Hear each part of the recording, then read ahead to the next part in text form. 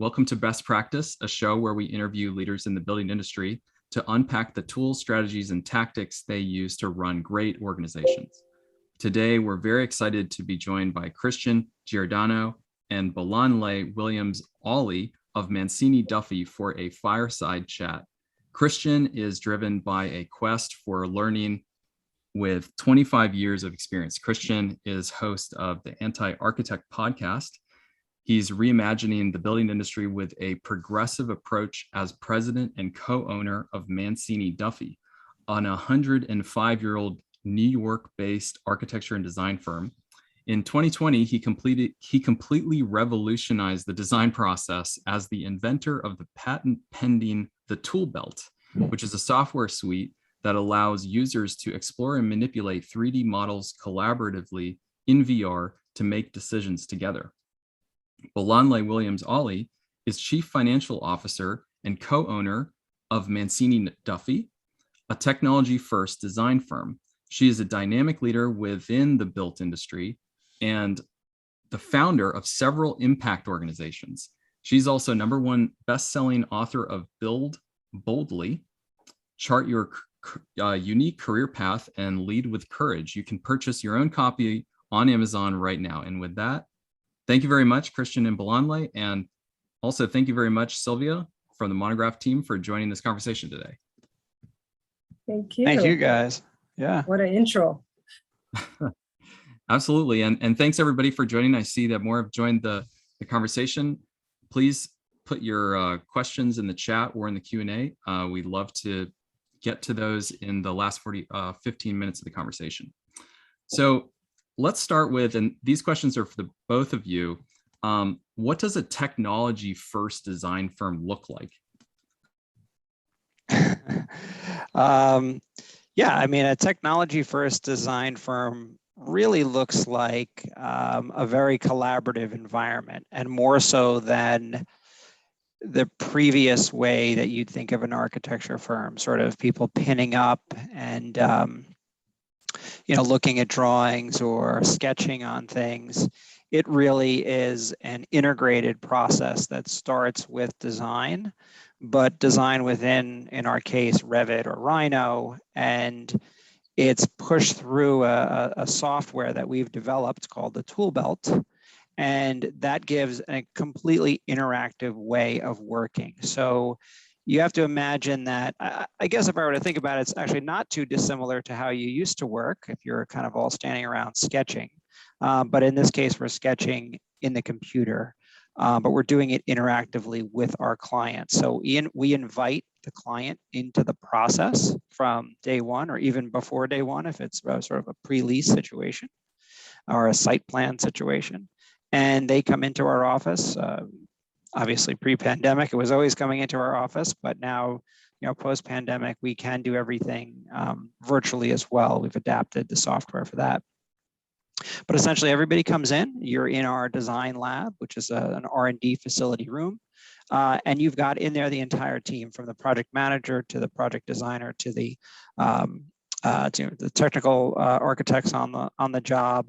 And then we also have the developer, an actual software developer that is also sitting in the room. And that developer is sort of the eyes and ears and listening to what's going on. And as the user is making changes or making suggestions, or the designer is asking to iterate on something, that developer is kind of working within our software to kind of push these changes through immediately. So it's a very seamless process from sketching all the way through to a virtual reality or a 3D experience, and it happens instantaneously. It's happening at the exact same time that it's being done. Yeah, I mean, Christian has said it all, but I think about it to add, especially for me, who is not an architect, right?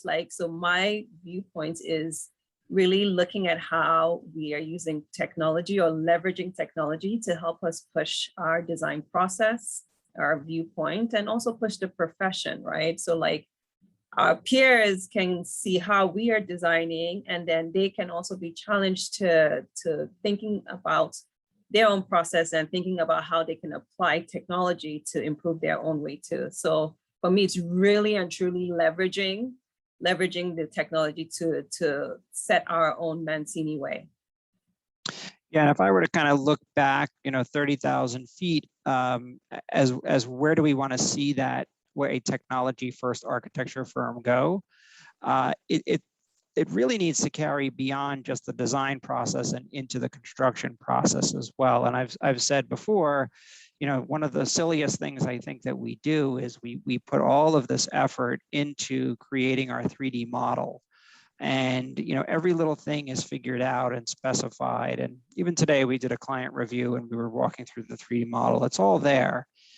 And in the end, we still just flatten it out and print it on a bunch of pieces of paper and then hand it over to a contractor and say, hey, okay, build this from these drawings.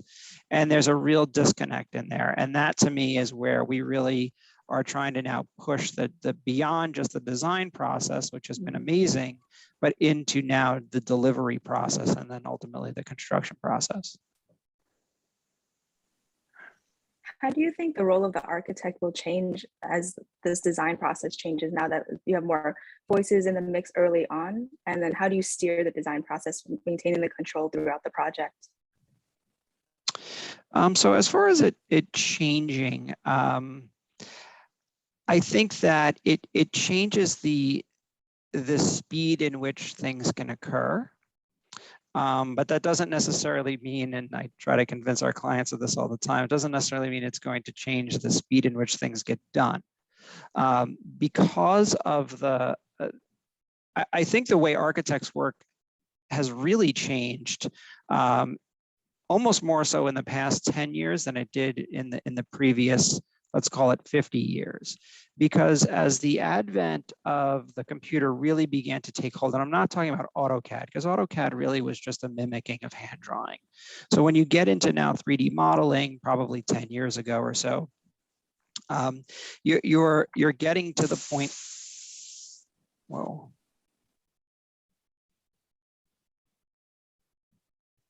You there, Christian? I am, but something weird happened. Yeah, no worries. We still have you. Okay. You still have me? Yep. We can hear you. Something happened with those with the headphones. I apologize. So anyway, yeah. So what happens is the role of the architect changed because the speed of which the clients want the job complete really got accelerated in the last 10 years. So I can't tell you a project that we've started that on day one after winning the job, the client has said to us, well, we're already behind schedule. So we needed to figure out a way of speeding that process up. And so by getting buy-in early on and inviting the client into that process, we can make decisions a lot faster along the way. And ultimately, now if it's going to take 3 weeks to get a task done, maybe we can get a lot of that decision making done within the meeting time and now spend the next 3 weeks actually designing it and thinking it through and developing it a little bit further. And then when we get into construction drawings, the design is more complete than it was in the past. I think what's happened is that because of that schedule speed, it's really changed the way that architects work because they're always sort of catching up or never getting enough out the door to make it complete enough. And I'm sorry, Sylvia, what was the second part of your question? My headphone things. No, I think you got it. Yeah. I'd love to hear from Bolanle, your perspective as the delivery model is changing of these services where things are moving much faster. How, from the finance team perspective, has anything changed? You have a career looking at project accounting from, right on the ground with the project team all the way now overseeing operations across the whole a whole organization. What's your perspective on this change of delivery? Yeah, so I mean, from the finance perspective, right? When you're looking at projects, you're looking to see if the project ends up being profitable, right? And if now that we're doing things differently, are we seeing less time spent on projects, or our projects being done a bit more efficiently, so that the bottom line then either aligns with what Christian had said, or like what the project manager had said at start. And what we are noticing is that it's improving, right? So when you see, you can see some PMs either tracking that effort separately, and what that effort is doing is then informing how we approach new projects, right? So the benefits, you might not see it at the very beginning, like when we first started doing all of this, there was an investment piece of it from the firm to say, one, we have to convince our clients that this is now how we're working. It doesn't cost you more money. This is the value add. This is how it translates into on the numbers side. But then now it's now helping us make better informed decision, in the sense that we are now putting more projects from the beginning into this process, right? You are seeing less, sometimes you might be able to see less additional services, right? Because you're able to be thrown into this virtual reality space quite early on, and you can see your model, your project very early on. So the things that, for example, you might not catch until construction administration, right? We are sort of reducing the number of ad services that you might have to request. So that's where you would see it on the financial side, right? One, are you able to, are your projects still ending more profitable? Is it costing us more? More or less, for us, it's improving, right? Because again, there's an efficiency part of it that we are now noticing or tracking. And so for us, it's now easier for us to tie that or add that into our conversations when we are pitching to our clients. Mm-hmm. Yeah, the value add from a dollars perspective, right? Because a client can see it and say, well, how much is this really going to cost me? You're doing like all this fancy stuff. Is it going to cost me more? But we are saying, no, this is just part of our process, right?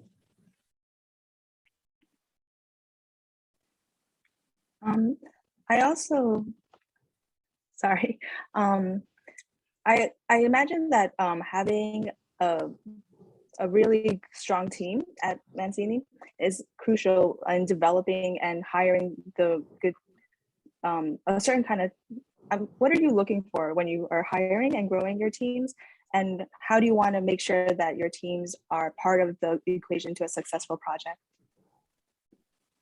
Yeah, I mean, honestly, that's the most important part, because as much as the technology kind of pushes things forward and the design process pushes things forward, it's only as good as obviously the designers that we have, the technical people that ultimately put the job together, and then the attitude of everybody in the room, right? And so we really try to concentrate on, what we call A players or obviously team players.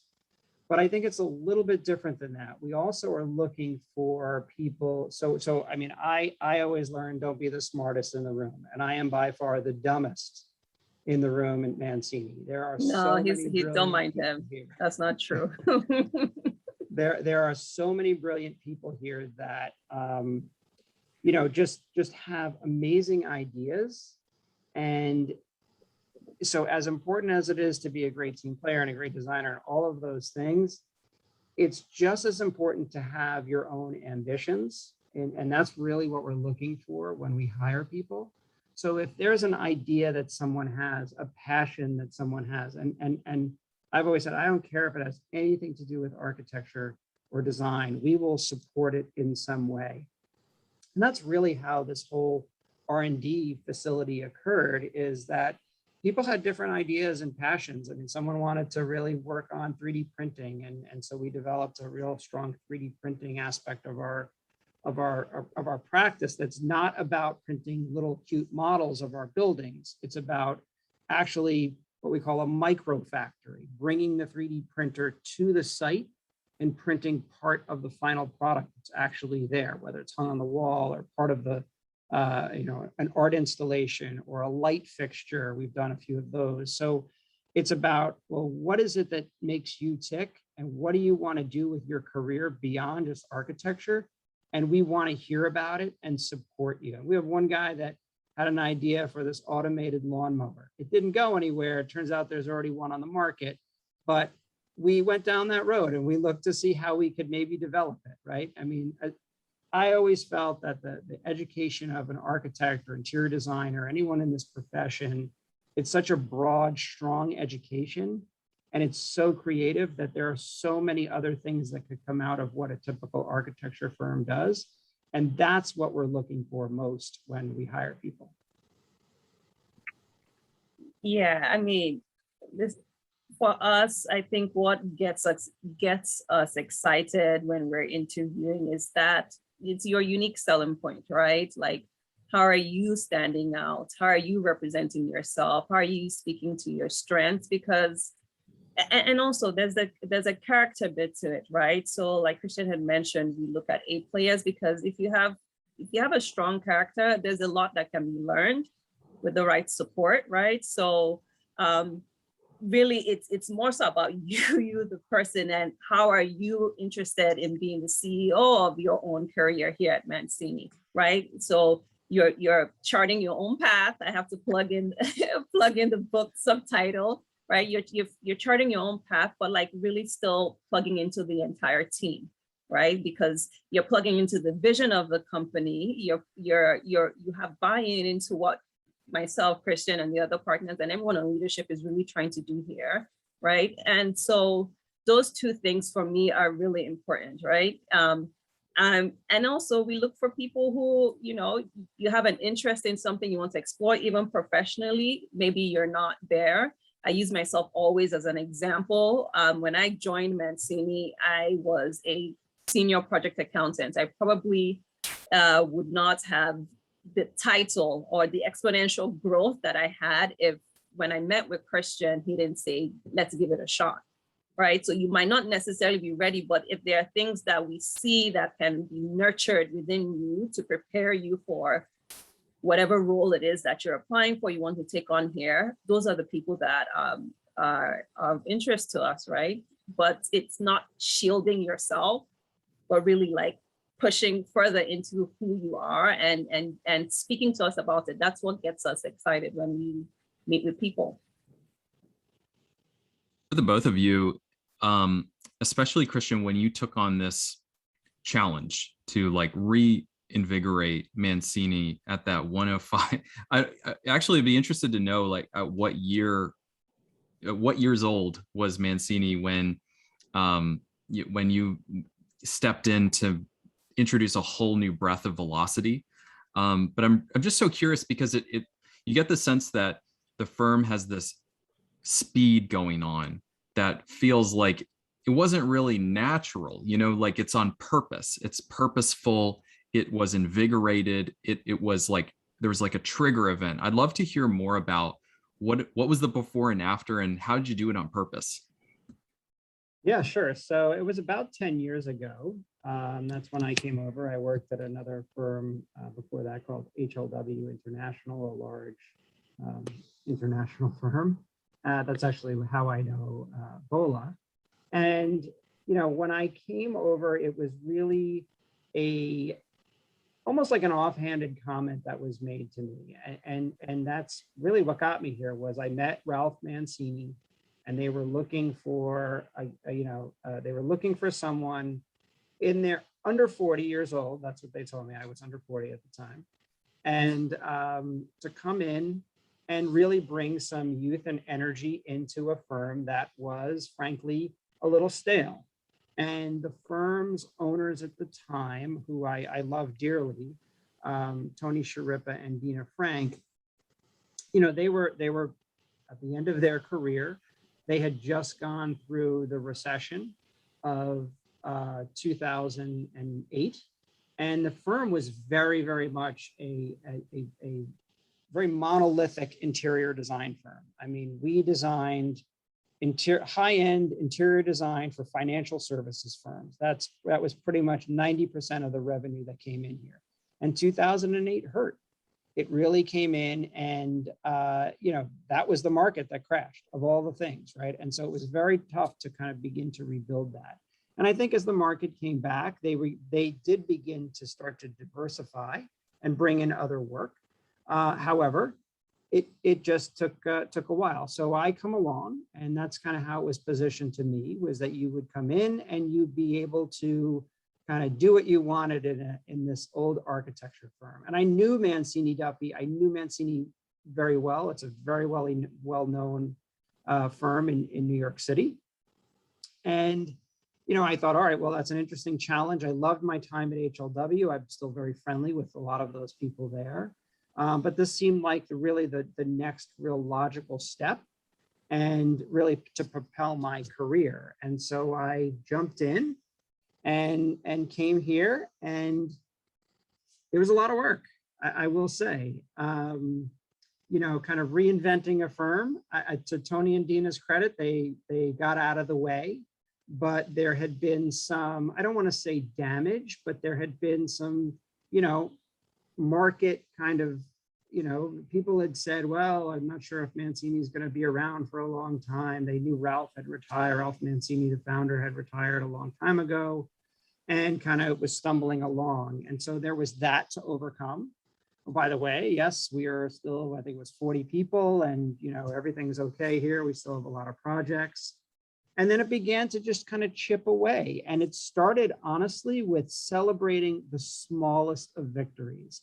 Every time we won a little job that was a little bit different for the company, we celebrated. And every time we hired someone new, we celebrated. And it really became sort of beginning as a family, and to get everyone here to think of themselves as a family, and that everyone was in this together.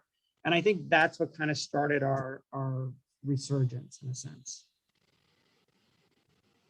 And I think, you know, you hear the word family, and sometimes people don't like to, you know, use that in professional settings. But frankly, we spend too much time together at work, right? You know, you spend 40 hours plus, depending on the season, in the project.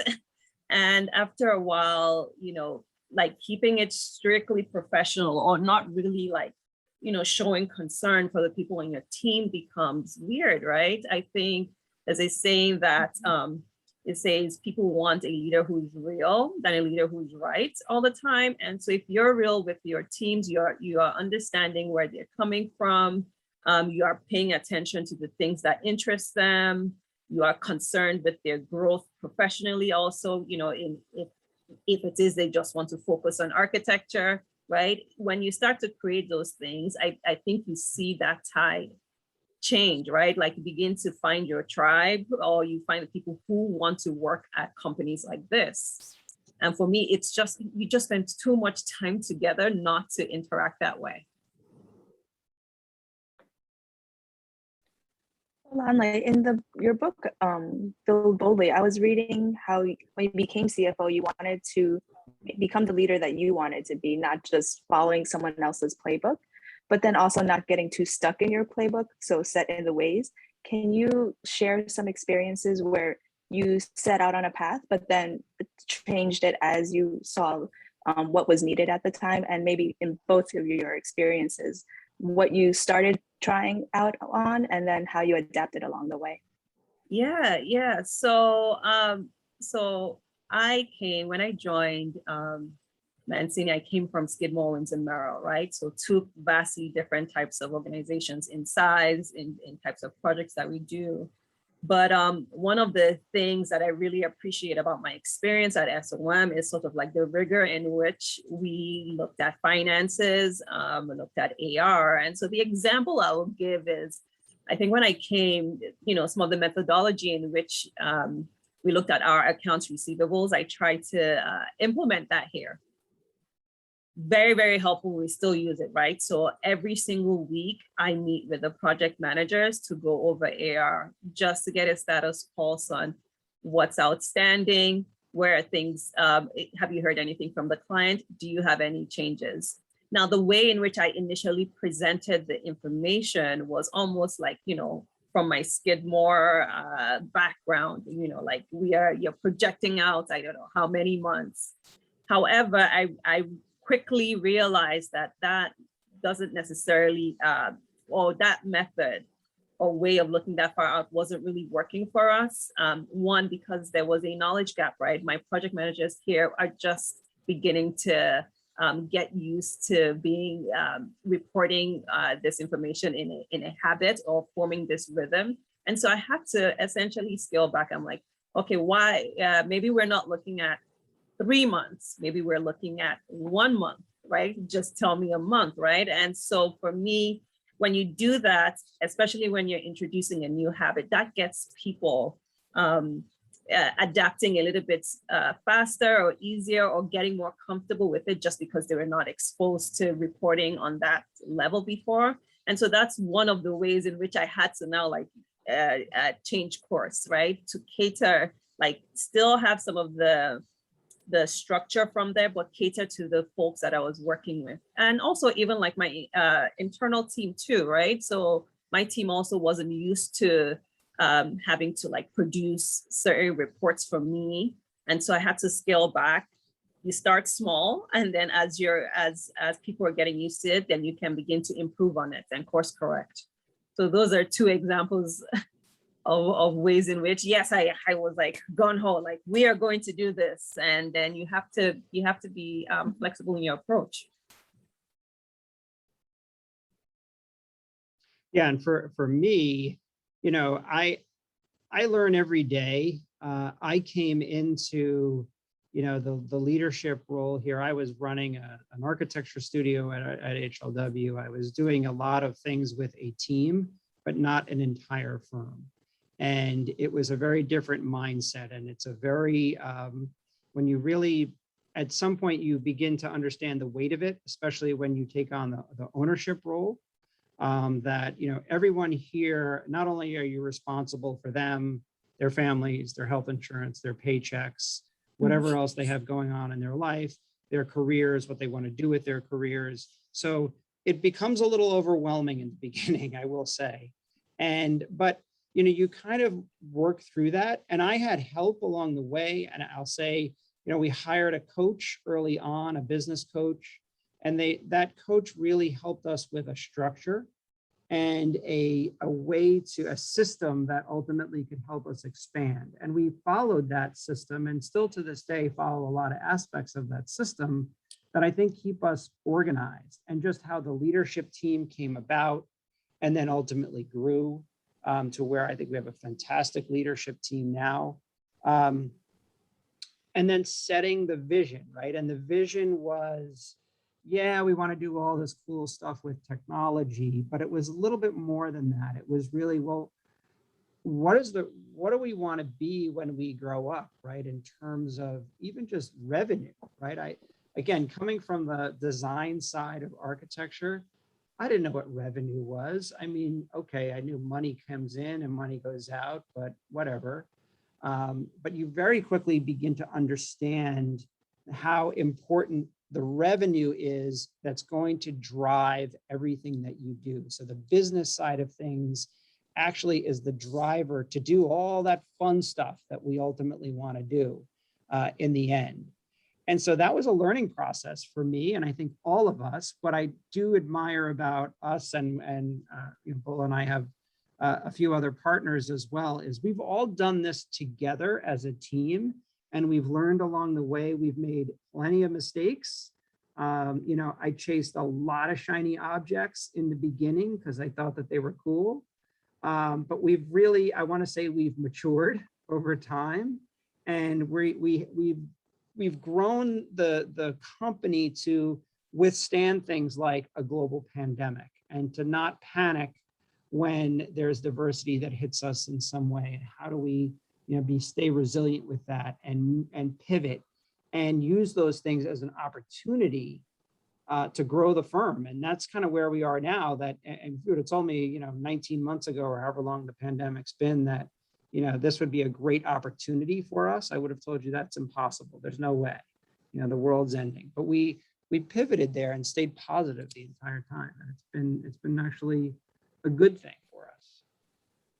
Yeah, I like to call us a startup firm with, you know, we have legacy, but essentially, you know, myself, Christian, and our other partners, Bill, Scott, Jessica, it's almost like a startup, right? Like we are taking this company and like now defining what our own legacy is going to be real time, right? We are constantly working on it. And like Christian has said, it's been, I think the last year and a half has been a test for all of us in terms of one, I think the last time maybe a lot of us experienced something like this was the financial crisis where we were employees, and then now we're now in leadership position where you're the one having to like corral and guide the firm through.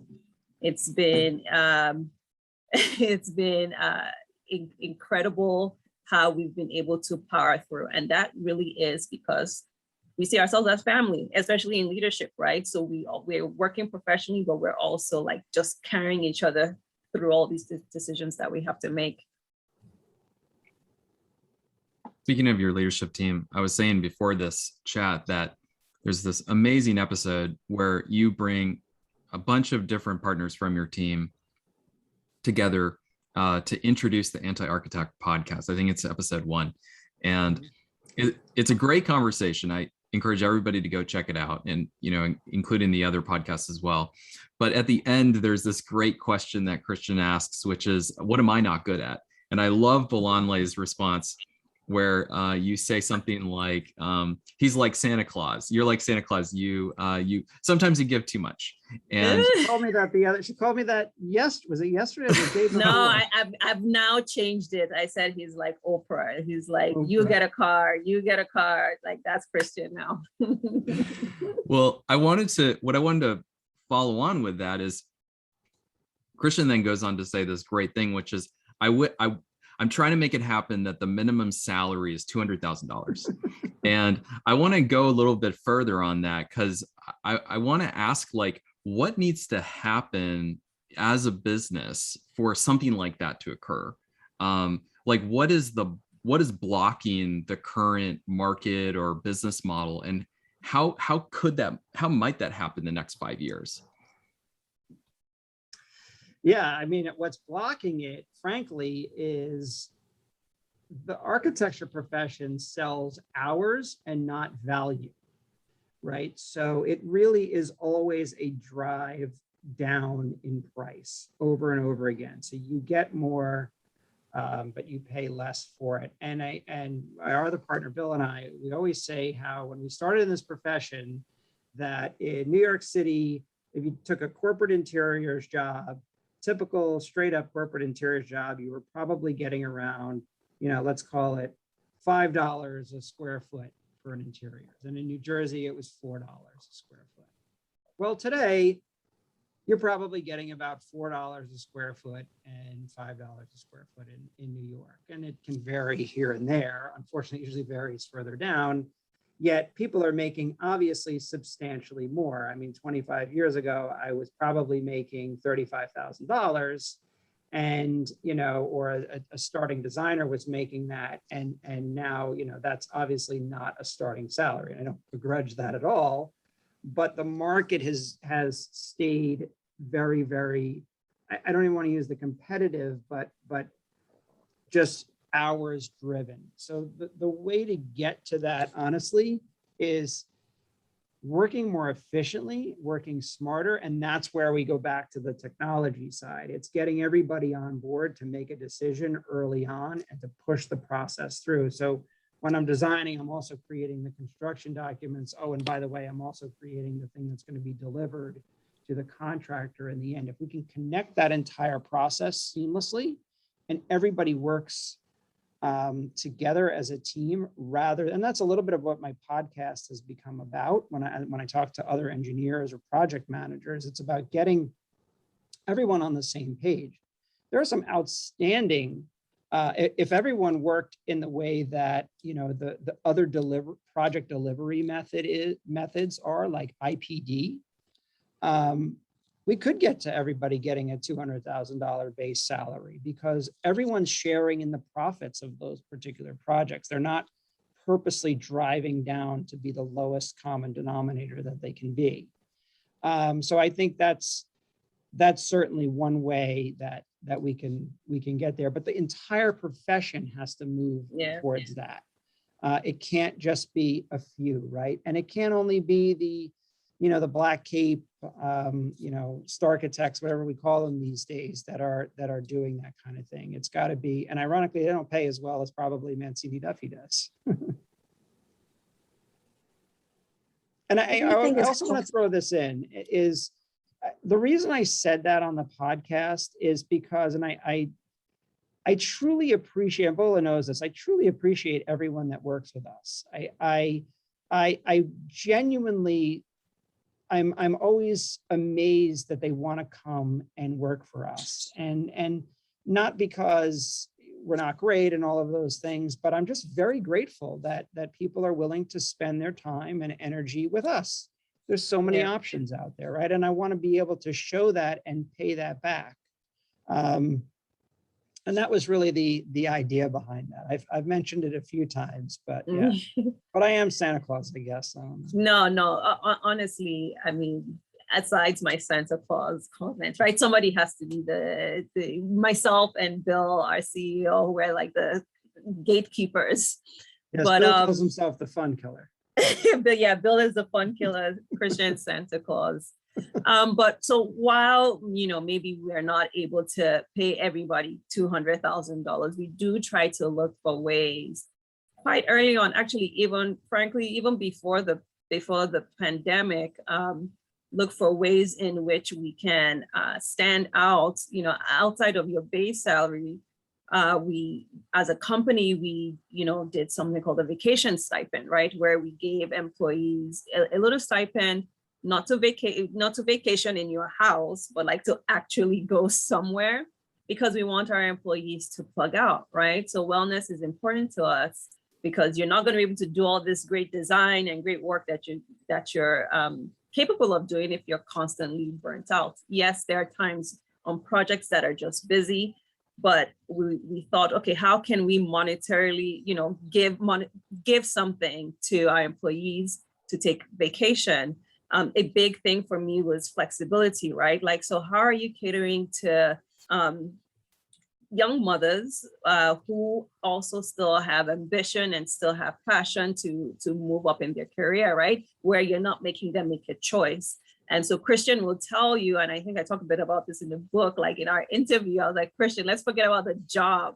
Let's talk about the firm's policy on family, right? Like, I have two little ones who I think at that point in time, they were 4 and 2. I was like, I need to be able to drop my kids off at school. I need to be able to be present, you know, like the things that were important to me then, like, is the organization going to support me? And his answer was like, are you kidding me? Of course.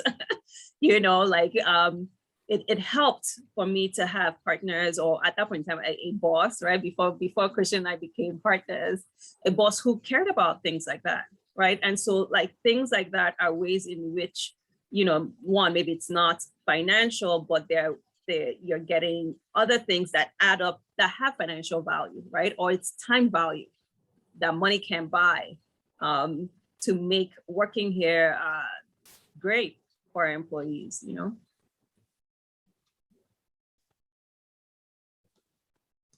I want to ask actually about so Bolanle, the double promotion, and then Christian, like going on to lead a firm for the first time, you know, and because we're kind of talking about like building a team, and the idea that like there are people out there in the market who may end up being capable beyond what they're currently doing.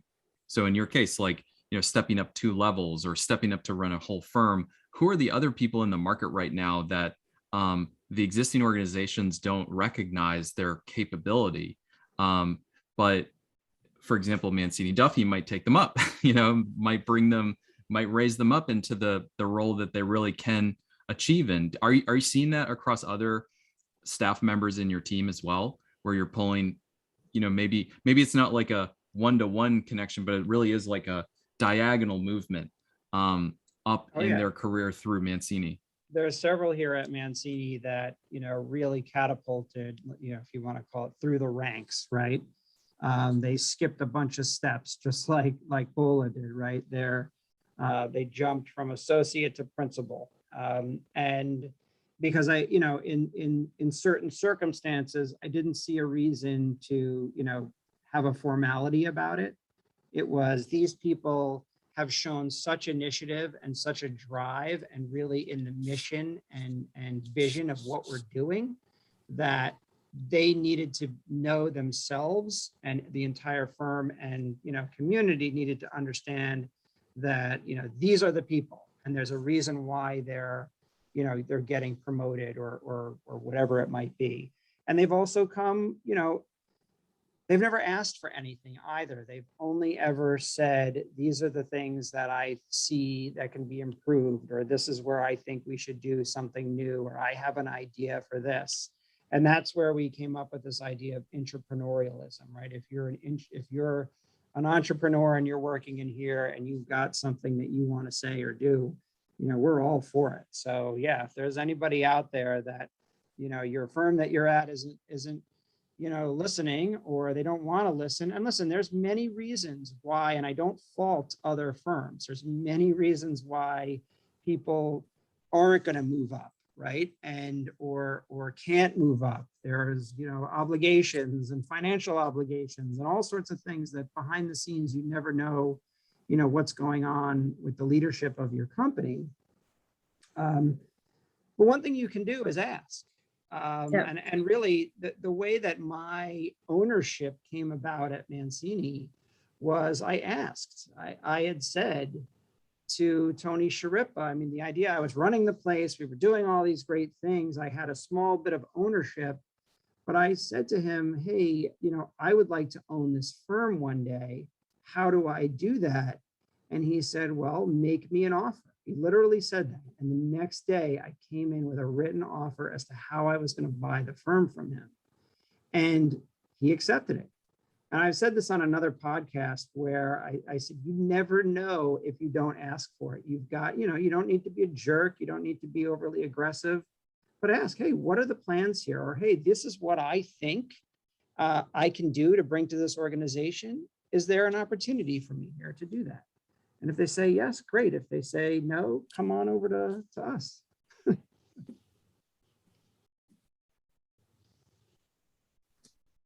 Got a question coming in here from the audience. Mancini has pivoted its focus as a practice. How do after action reports or project reviews, like doing a project autopsy, how does that play into the approach for new work? So we're always, Bola can talk about it from the financial side, but we're always analyzing what we do, right? What worked, what didn't work, why didn't it work? Or hopefully, if it's not working, that's called to our attention early on, and we can take corrective action and measures to fix that sort of thing. We are getting better at keeping the metrics of all of our projects now that we've especially been doing this in our new design process now for a number of years, trying to understand where we're spending the right time, where we're not, how it's getting analyzed, and then how we're disseminating that back to the staff. I will tell you that one thing that we've done, like it doesn't matter if you're a technology forward focused architecture firm or a very traditional sort of studio-based firm, you've got to staff your projects properly with the right people. We've finally, after now probably 6-7 years, we finally have a staffing procedure that really works. And it really comes down to, like anything, communication, sitting in a room, whether it's a virtual, people joining kind of however they're going to participate in that room, and one single point of contact for the entire firm that is in charge of staffing. And we've given, it's actually a younger principal at the firm, we've given him that ability. And even me, Bill, whoever else running projects and bringing in work has to go through him. I am not allowed to walk up to someone in the studio and say, hey, I have this project, I need you to work on it. It's just not allowed. Everything has to go through him, and that creates an efficiency that helps. And Bola, you can. Yeah, so I mean, from the financial aspect, there are two ways in which you can look at things, right? My favorite, of course, is as it's happening, so you can course correct. And that's where the financial rhythm of looking at your earnings report every single month to see how you're progressing in the phase against what you had projected or against what you think is going to happen, in terms of staffing. That's how you really tell the full picture, right? That's how you course correct early on. And so a perfect example is, let's say you're in SD, you have your fee, you've gone over your fee, and you're about to move into DD, right? If you're not able to recoup that fee, you have to now look at future phases to see how you can minimize the overage in SD. So then, so that's how you would approach it, or like course correct during the course of the project. At the end of the project, it's really like looking at where you started off and where you ended and what really happened. So for me, the numbers inform a lot of the questions that I ask the project managers through the life of the project. But then when we get to the end, for leadership or Christian, whoever else is going after now new work, it's like, okay, in this sector, is there a pattern? Is this our strength, right? If we were able to come up even more profitable than we thought we had projected, what did we do right from a numbers perspective? And then how can that inform how we price the next project that we're going for?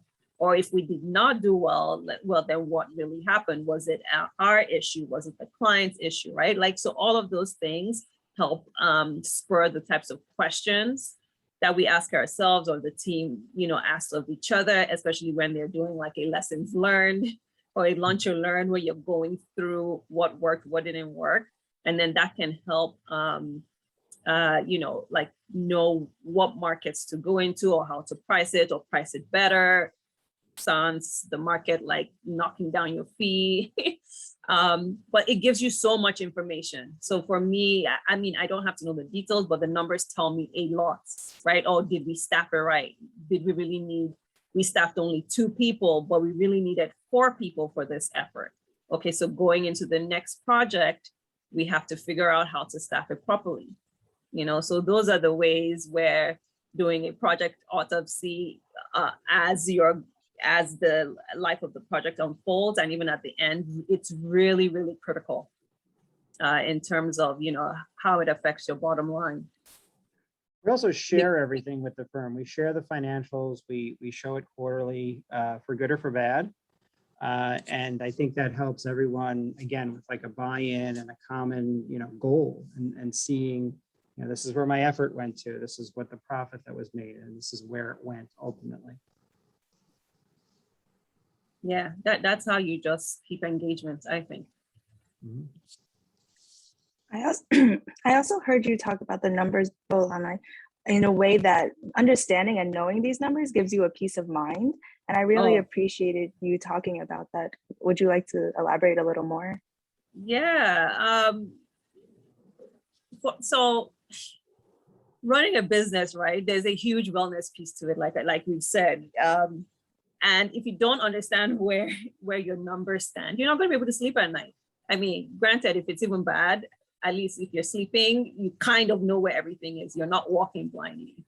And so that's where that statement comes from, right? Like, if I know exactly what the numbers are telling me, or I'll give an example, even from a cash perspective, right? If my job is to make sure that come Friday, my employees need to get paid, and I don't understand what the firm's cash position is, I'm not going to have peace of mind, right? I need to be able to know how to either quickly course correct, what decisions we need to make as leadership, or if things are great, I need to be able to understand these things for me to have, for myself and Christian, to have peace of mind, right? And the peace of mind is, 1, knowing that you can take care of your responsibilities, and 2, that the firm is not going to like die out all of a sudden because we run out of cash, or there's a situation that has come up. So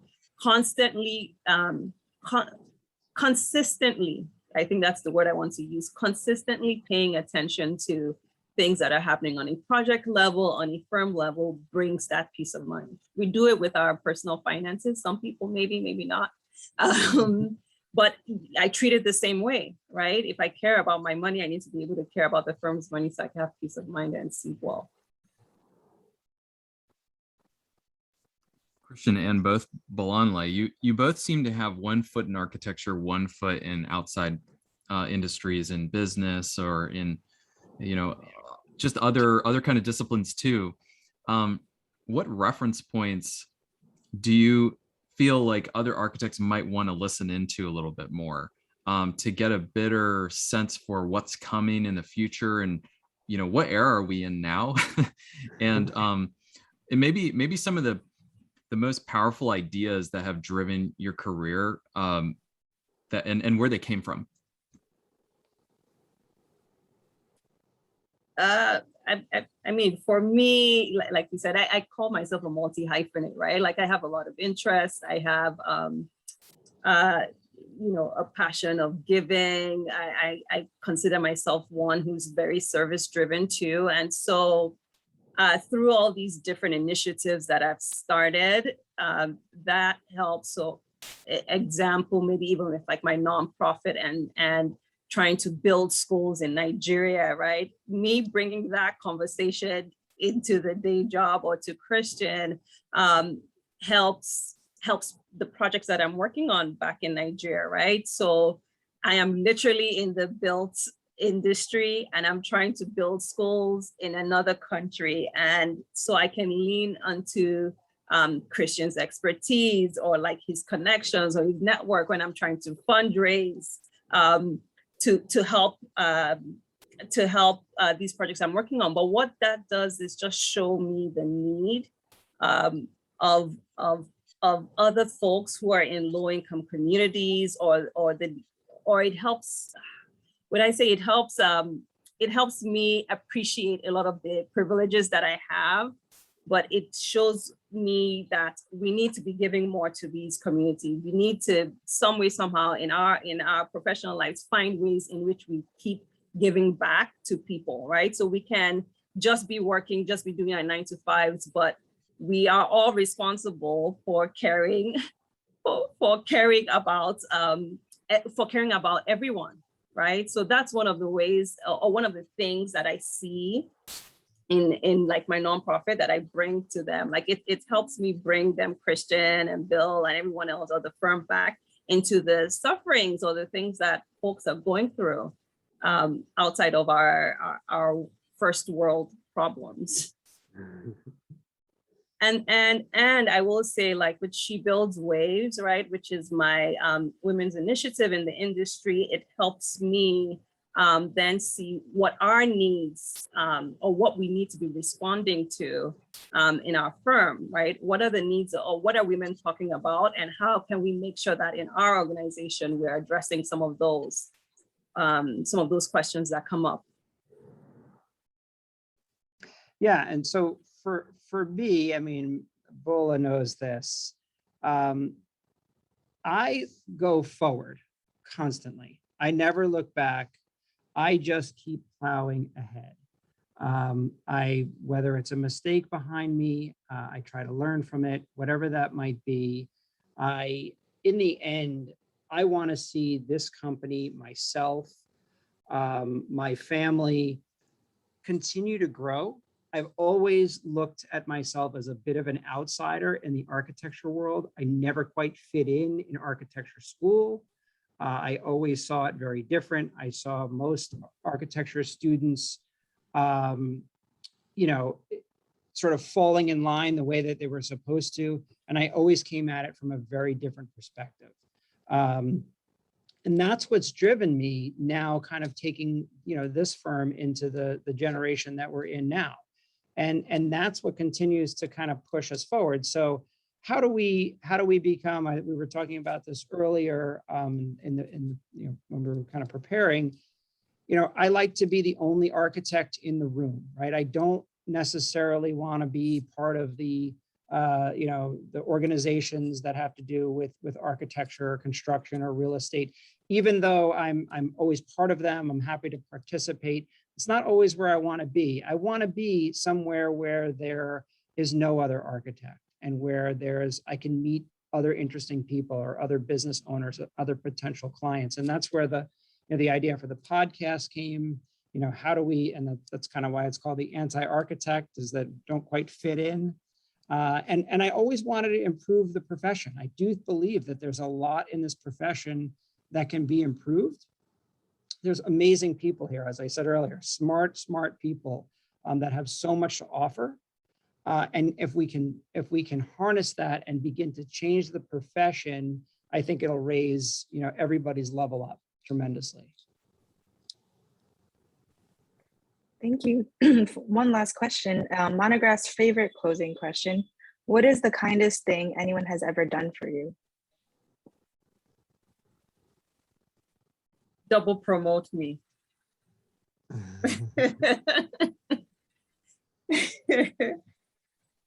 That's mine. Christian, one of the kindest things that as someone has done, aka Christian, is to really give me a seat at the table where my voice and opinions matter and are listened to and are implemented, right? The ideas that I have, no matter how crazy or aggressive or what it is, where it's listened to and then implemented. So one of the kindest things is him bringing me here. I think the kindest thing for me is, it's a little cheesy, is my mother always basically told me that, I was in fact smart, or I was in fact good, or I was in fact had the ability to change the world and change things and affect people's lives. And whether I believed that or not, even as a little kid, that always kind of stuck with me, that you can kind of do anything that you want and hard work will get you there. Well, that's fantastic. Thank you so much, Christian and Bolanle, for this conversation. Very excited to share it out into the broader community on our podcast. Thanks everybody for joining in today. All the live attendees, always appreciate that and the questions that come in. Thank you. This was great. Yeah, thank you so much. Great Yeah, meeting you no, all. absolutely. And I'll just leave with a short, little plug for Monograph, sponsors of this podcast. Monograph is designed for architects by architects. 300 firms are using Monograph to visually manage their practice operations, streamline their repetitive processes, and empower their team to grow sustainably.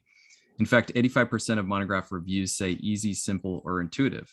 Monograph customers are entering timesheets daily in their browser to get real-time visuals on project performance. They're reducing their weekly staffing meetings up to 80%, and they're forecasting future billings instantly so that they can run the right proactive business and make the right strategic decisions. Try yourself, start a free trial today at monograph.com or come to the live webinar tomorrow. It's gonna be a live demo that I'm gonna put on 10 a.m. on 10 a.m. California time. So see you there. And once again, Christian, Bolanle, and Sylvia, and to the rest of the guests, thank you so much for joining us today.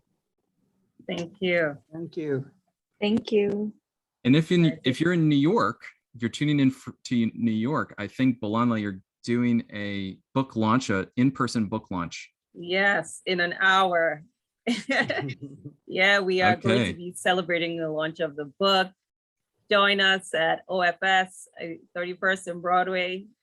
Just come by yourself, not 200 people. Yes, but yes, I'm really excited for it and can't wait to celebrate with family, friends, and colleagues very shortly. That's awesome. And Mancini is hiring. Check out the book, check out the firm, check out the podcast, the Anti-Architect podcast. There's a lot of homework that everybody has to do after this podcast. So everybody, please enjoy your Friday tomorrow. You too. Wonderful. Thank you. Bye now. Bye. Thank you. Bye.